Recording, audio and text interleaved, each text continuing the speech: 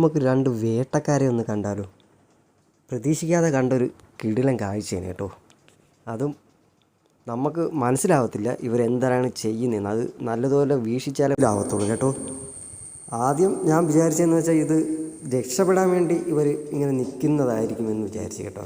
ആ വെള്ളത്തിൻ്റെ സൈഡിൽ കൂടി അങ്ങനെ വല്ലതും. പിന്നെ ഇത് നോക്കിക്കൊണ്ട് നിന്നപ്പോഴാണ് മനസ്സിലായത് ഇവരിവിടെ വേട്ടയാടിയെന്ന്. കണ്ട, മീൻ മേളിൽ നിന്ന് ഒഴുകി വീഴുന്ന മീനെ അവർ വാ തുറന്ന് നിന്ന് ക്യാച്ച് ചെയ്തെടുക്കുകയാണ്.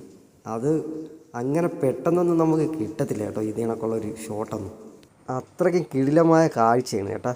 പക്ഷേ ഇത് ഏത് ഇഴജന്തുവാണെന്ന് അറിയത്തില്ല. ഇനി പാമ്പാണോ, പൊളവനാണോ, ചേരയാണോ എന്നൊന്നും അറിയത്തില്ല.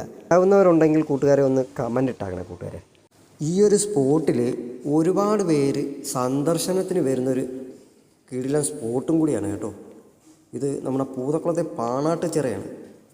അതിൻ്റെ ഇടയിൽ ഒരു കൊക്ക് ഒരു മീനെ ക്യാച്ച് ചെയ്തണ്ട. ഷൂട്ടിങ്ങിനൊക്കെ ഒരുപാട് പേര് തിരഞ്ഞെടുക്കുന്ന ഒരു കിടിലൻ സ്പോട്ടും കൂടിയാണ്. അപ്പോൾ നമ്മളിവിടെ വരുമ്പോൾ ഇതുപോലുള്ള ഇഴജന്തുക്കൾ ഒരുപാട് ഉള്ളതുകൊണ്ട് നമ്മൾ മാക്സിമം ഈ സ്പോട്ട് തിരഞ്ഞെടുക്കുമ്പോൾ ശ്രദ്ധിച്ചും കണ്ടും വേണം തിരഞ്ഞെടുക്കാൻ കൂട്ടുകാരെ. വെരി കെയർഫുള്ളായിരിക്കണം നമ്മളെ ഫ്രണ്ട്സ്.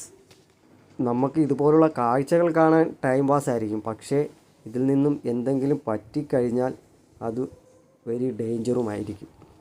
ബായ്. ഇനി ഇതുപോലുള്ള നല്ല വീഡിയോയുമായി വീണ്ടും കാണാം.